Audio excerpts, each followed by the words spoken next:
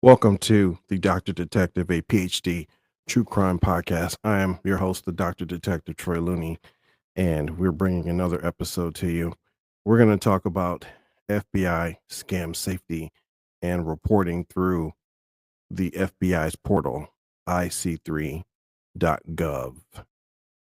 We're going to talk about various scams. So, this is crucial for reporting in terms of whether you've been victimized or you're currently actively not sure, or this will protect you to work more proactively to protect yourself, your loved ones, neighbors, anyone that you associate with or that you just know, even strangers. It's good to share this information.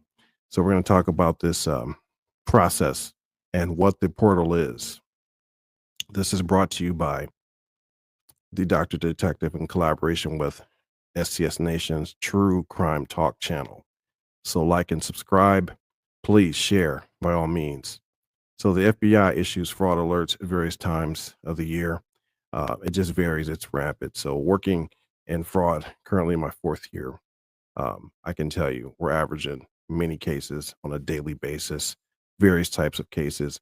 We're going to talk about several here. I'm going to show you examples and videos to reiterate what you should do and what to look out for. So, again, if you've been scammed or you're not quite sure what you should do, you should immediately call your local agency, tell someone, um, share with friends, share with your siblings, share with your kids, and so forth. Just have a conversation. Again, you're just going to talk about if you're not quite sure if there's a new relationship, maybe. Again, it's good to, you know, talk with friends and make someone aware of, kind of like your lifestyle and what's going on, just in case to protect yourself. So it never hurts to have, difference of opinion or another set of eyes and ears to pay attention, especially when we're talking about your assets. So, the allure of the romance, people try various ways to uh, pull off these scams. So, we're going to talk about what the process is and things to look for. The FBI has created this portal. It's been around for quite a while. It's called IC3.gov. What this means is if you've been victimized, you can notify the FBI. They monitor this on a daily basis. You can put in your complaints, obviously, generate a report with your local agency and jurisdiction. Also, notify the FBI through the portal. You're literally going to give them the details about what took place, in addition to contacting your agency. Reporting and time is of the essence. Can't stress that enough.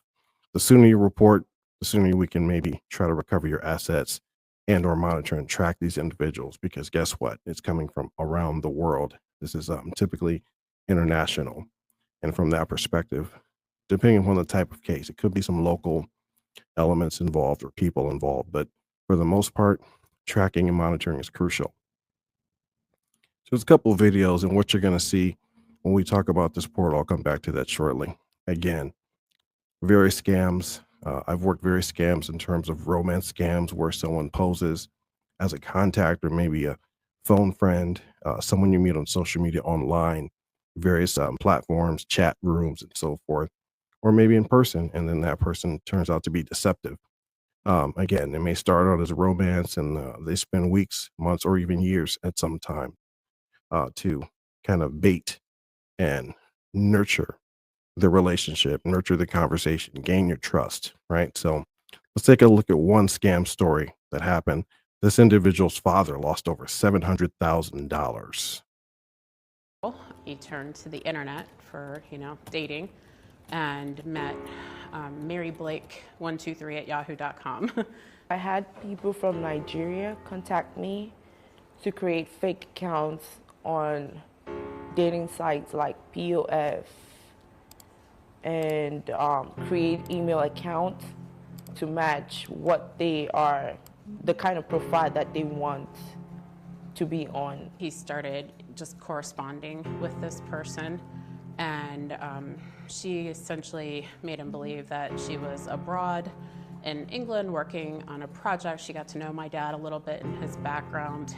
He used to do a lot of construction. It's easy because these people are looking for someone to trust, and this kind of relationship could be short-term or long-term. They kind of built this love relationship online over multiple years and would continuously ask for money, and he would wire money. By the time I got involved, hundreds of thousands had already been taken. I think the impact was up to about 700,000 or more. Last year alone, we had over 25,000 of these types of complaints. Victims at the end of a romance scam can feel manipulated. Families, relationships, marriages can be torn apart, and the toll that one of these scams can take is devastating. That's the main goal, to get people's money. And these people will fall for it. They're very good. They manipulate minds, and they clearly know what they're doing, and they're intentional, and they, again, over $700,000 at least is what they stole from my father. He had nothing left, to the point where he stopped taking care of himself. The important thing is just to get the victim talking and just kind of evaluating that relationship, and then just using common sense. If this is someone I've never seen in person, never met in person, that all of a sudden is professing their undying love for me and wants to marry me and spend the rest of their life, and then is asking me for tens of thousands of dollars, that's certainly going to be a red flag. So again, that is just one component of, you know, what you might see in a romance scam story and what have you. Of course, it does vary in the types of scams that take place.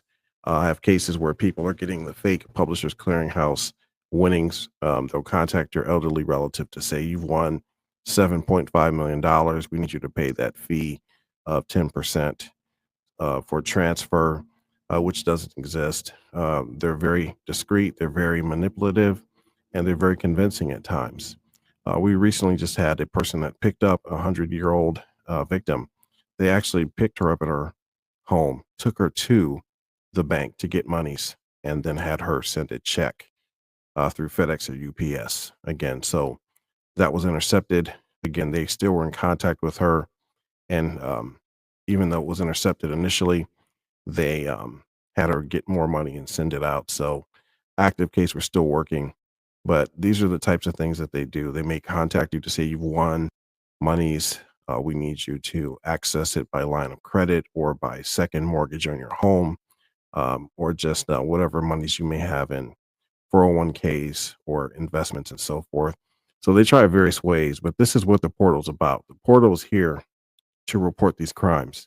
So again, it's IC3.gov from the FBI, and they may not readily get back to you, but they are monitoring, and contingent upon the dollar amount that you've lost and or the type of scam or crime, it could be someone that they're looking at in terms of the agency or individuals. There's a secondary scam also called pig butchering. What they do is they basically target victims, and they look for potential assets or to gain your trust. All of this is called social engineering. So they're tugging on the heartstrings, trying to build a rapport, trying to build some kind of trust and relationship to take your assets from you. And they'll start out with a little process or small investment and show that you made money on some kind of portal. So we're going to talk about that shortly also. Some of the stats and how the portal works, essentially. What you're going to do is go to IC3.gov, and they're going to ask you various questions about what took place. Are you the victim? What kind of losses you incurred? Is local law enforcement involved? Do you have report numbers? Are you actively working with a detective or a special agent in various capacities or deputies, contingent upon your jurisdiction and who comes out to make the report? Again, you want to be actively involved. Go to the agency. Again, be careful if someone contacts you by telephone. And we'll talk about even if you have been scammed after that process, you may be contacted by the same scammers or a different scammer to pose as the forensics company that can recover your assets. So one of the agents talks about that in a video I'm going to show also.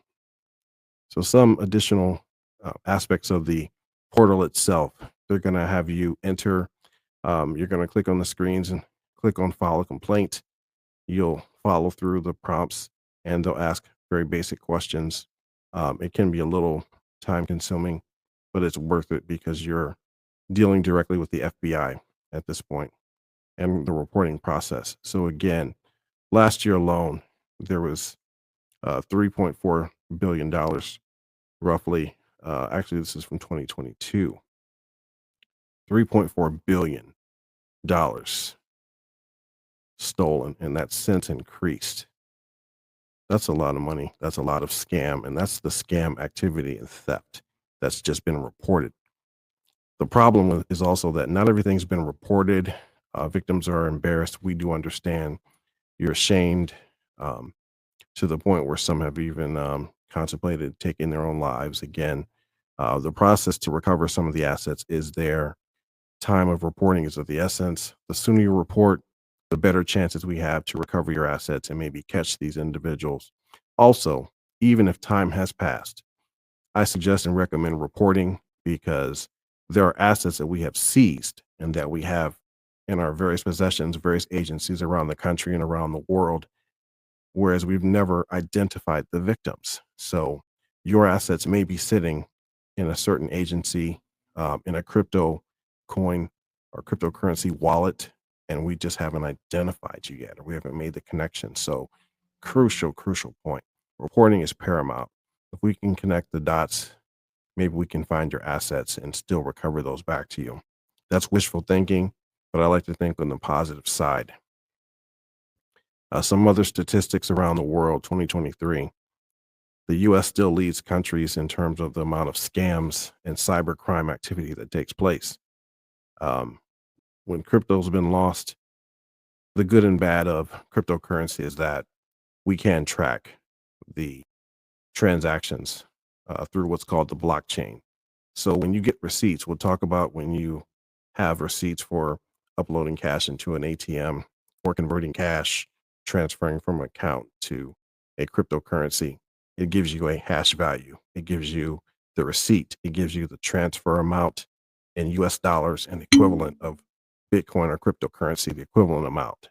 That is crucial for us to retain, to turn over to your agency under the FBI, because that's part of the process with tracking.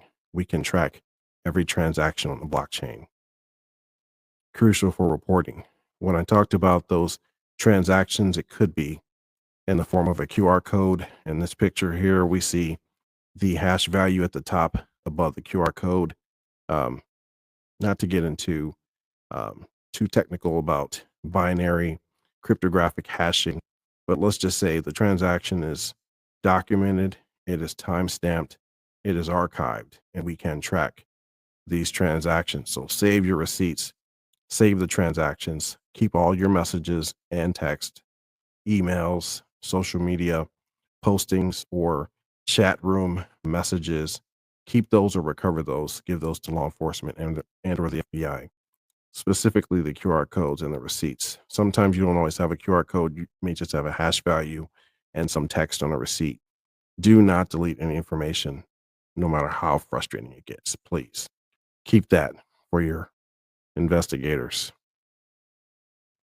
Scam alerts you may have maybe on your computer, and you get a message that pops up to say, hey, your Wi-Fi or securities have been compromised, or your bank's been compromised. We need you to go to your bank or stop what you're doing.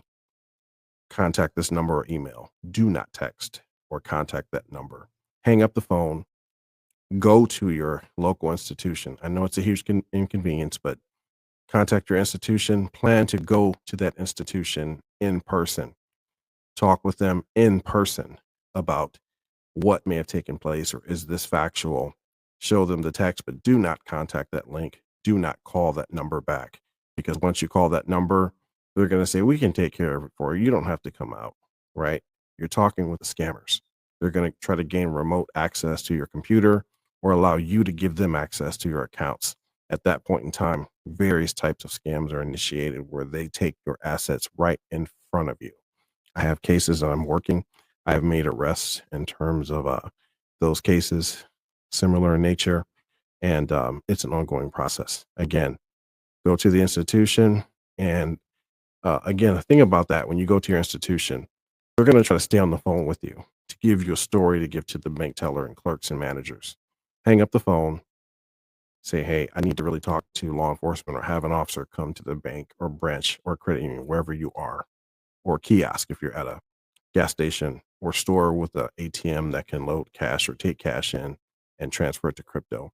Contact a physical officer that comes out, or agent, and let's try to help and protect your assets the best we can. In terms of those scam alerts, don't become a victim if you can. If you can avoid this, please do not. Also, law enforcement is never going to contact you and say you're in trouble and ask for money. They're never going to tell you to ask for money or pay um, X amount of dollars, or wire this money, or put this money into an ATM, or buy gift cards in order to avoid being arrested. That is not going to happen. Those are the imposters. Those are the scammers trying to scare you into giving up your monies. So law enforcement, DEA, any of the agencies are never going to contact you to have you pay monies to avoid being arrested, to avoid being charged.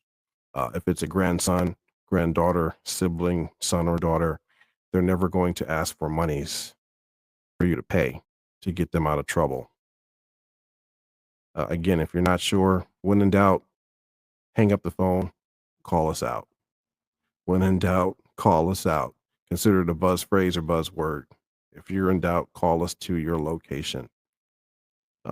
Make sure we arrive.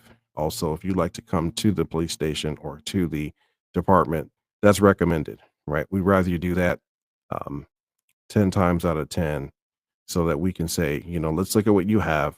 Let us see how you've been contacted, by what means, that may even give us a better chance to catch these individuals. So we're never going to pose as law enforcement, or we're never going to ask you for money or assets. That's just not going to happen. When you talk to the FBI, you're going to tell your local jurisdiction or agency what happened, right? What was your role in whatever they're trying to facilitate. If they're saying you won the lottery, that can be vetted or verified. Again, be careful. Protect yourself at all times. This is all about more so protection and prevention. If you have been scammed, still, we want to know about it. We want you to make the report. We want documentation. FBI wants to document, because, as one video mentioned, or will mention, a lot of these organizations are international. So they're out of Southeast Asia or India, various parts of the world, various parts of the country, and even stateside still. A lot of fraud is rampant. So again, the better you can protect yourself, the less likely you're going to lose your assets. Again, this stat here, a couple years old, but talks about cybercrime and the losses hitting the $10 billion mark, right? As you see, shortly after COVID, this increase in number of complaints received also increased, and it's just continuously going up. So there's no end to it. Some of the signs of a scam. How can you spot the scam? We'll talk about the signs. So essentially, people are going to pretend to be various agencies. As I mentioned, they're going to pretend to be law enforcement. They're going to pretend to be a soldier in need. They're going to pretend to be just someone online dating. They're going to pretend to be someone of a religious background or religious foundation sometimes. Again, we're not trying to sabotage any relationships or your process for finding love, right?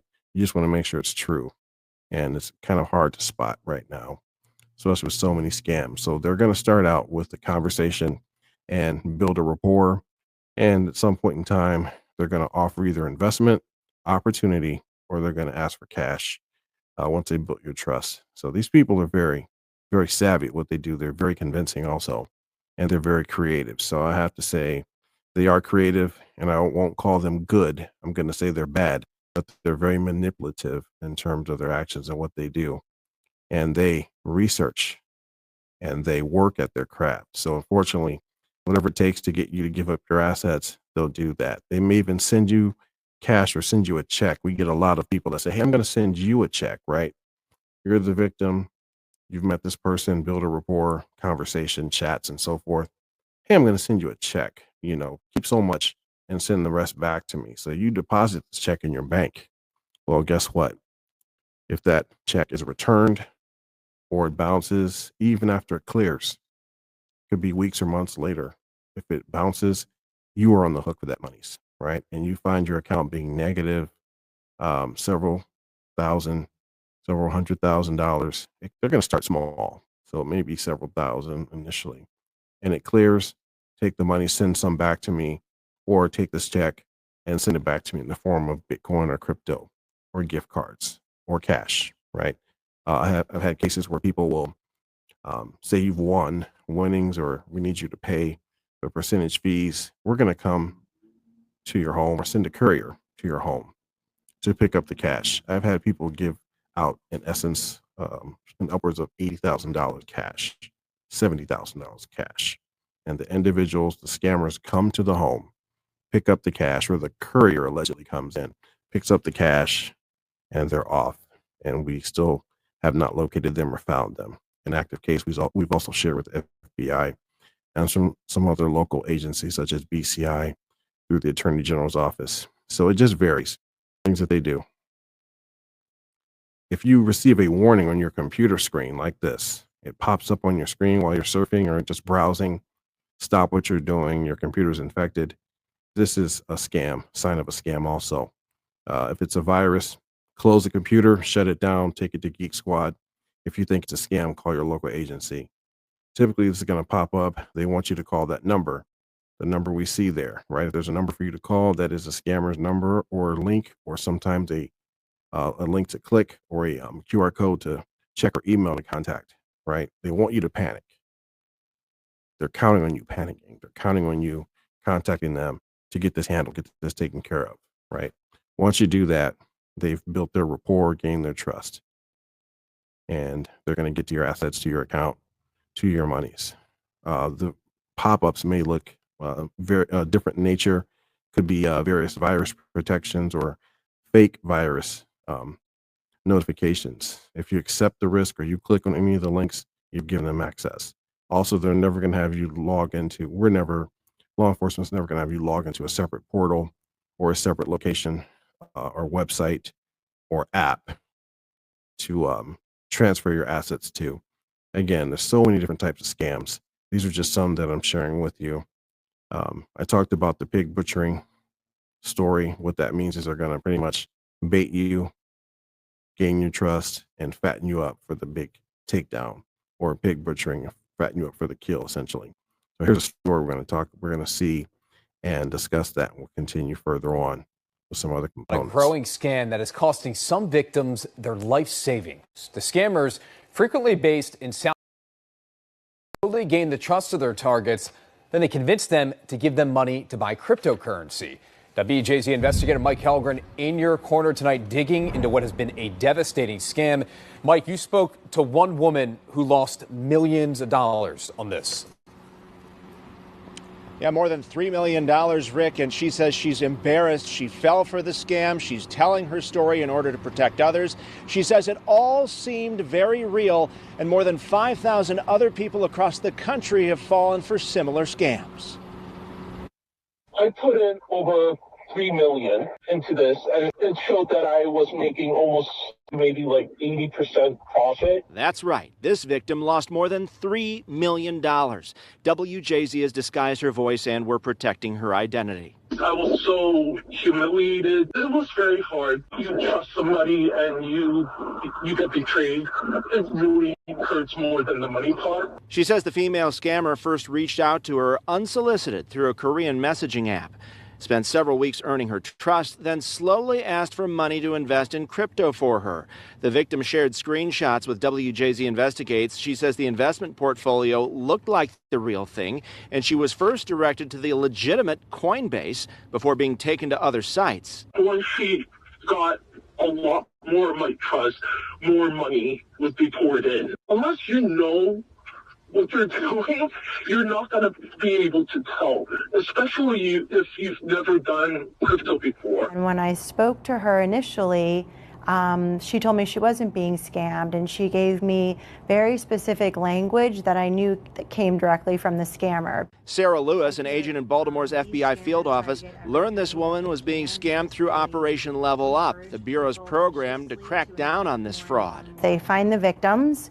They fatten the pig by increasing the amount of money that the victim is depositing into this fraudulent account that they believe they're investing in. And then the slaughter happens when the scammers disappear and the victim loses all of their money. Her colleague, Special Agent Jeremy Capello, says targets are often re-victimized. They will have lost hundreds of thousands of dollars to this scam, and then they're recontacted by the same scammers pretending to be recovery companies, where they can go and they'll tell the victim, we can recover your cryptocurrency if you pay us a fee. Once that money leaves their legitimate cryptocurrency wallet, it goes to the bad guys, and it's gone. In one Maryland case, a man in his 80s was scammed over Facebook and ended up taking his own life after losing his life savings. It crushed him and took the life out of him. The victim, who lost more than $3 million, says she was lucky to have a strong family support system.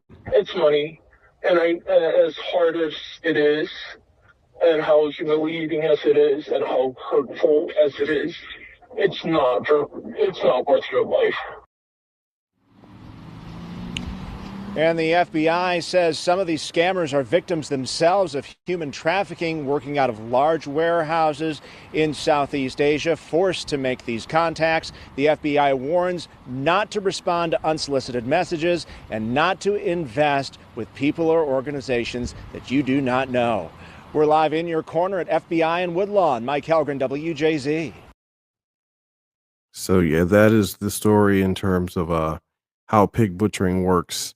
They're going to, again, build a rapport, maybe even generate some kind of opportunity to invest, show you profits or what appears to be profits that you've made through them to get you to put more money in. So it'll start out maybe sometimes as small as even $100.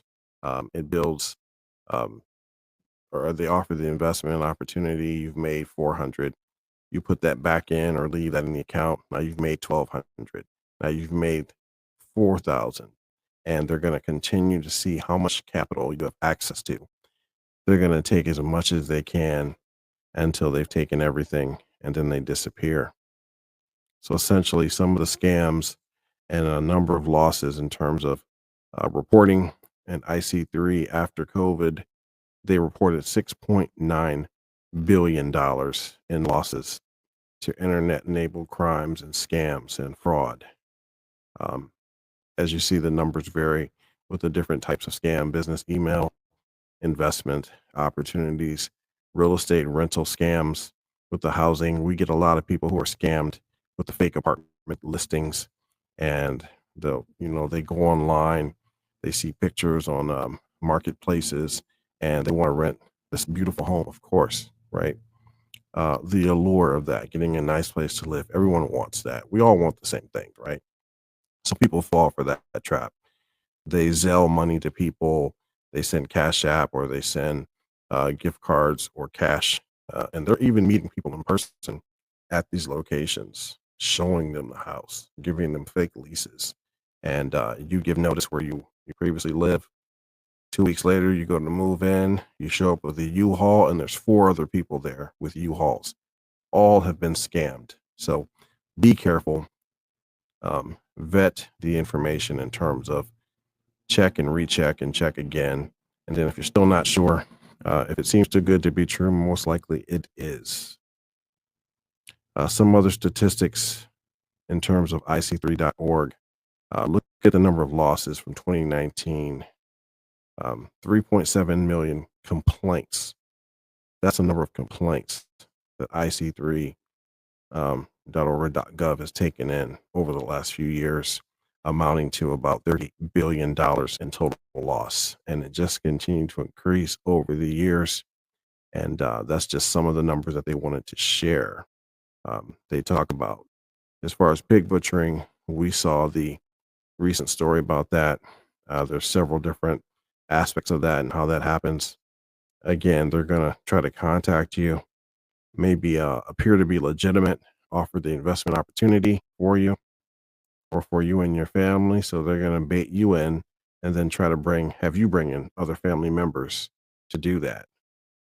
In terms of crypto dating scams, again, around $8 billion just in 2021 that was stolen in the form of cryptocurrency.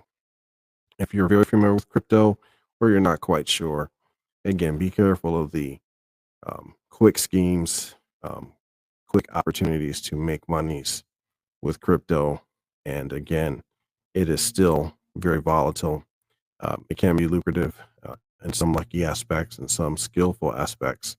But when you're talking about someone you've never met online, someone that you think you know, and then if they're asking for monies or they're desperate in some way or shape or form, that could be the case. This was the case with this individual here, whereas they met an individual on a chat session and gained their trust, offered the investment opportunity. She put money in initially, showed that she made a profit, right? So it started out with just casual conversation, right? And then it got into, hey, cryptocurrency, or what do you like? What's your lifestyle? What are you into, right? They like swimming, fitness, different things, and they mentioned cryptocurrency.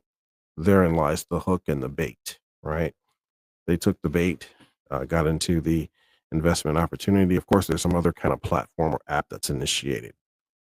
Once you go to that app, it's going to show you various elements that look very real, look credible, and it's a platform. Sometimes they use that terminology as this platform or this account, and they'll go as far as even to use real accounts or companies like Coinbase and Robinhood and other various cryptocurrency platforms to gain your trust and your belief. With that being said, then once you've invested, they show you've made a profit of a large amount, essentially, like the case here. They showed a profit of $323,000. So, of course, that person put more money in. And then they got their father to put money in also. Ultimately, they disappeared after taking her money, taking her father's money, and then they made the report. Sad state of affairs, large amount of capital lost. There were several $100,000 for each of them lost in that scenario and situation. That was essentially a romance scam because they baited the person into believing they had some kind of relationship. So how to protect yourself from scams? Never share personal information. Never send gift cards, cryptocurrency, or money and or cash.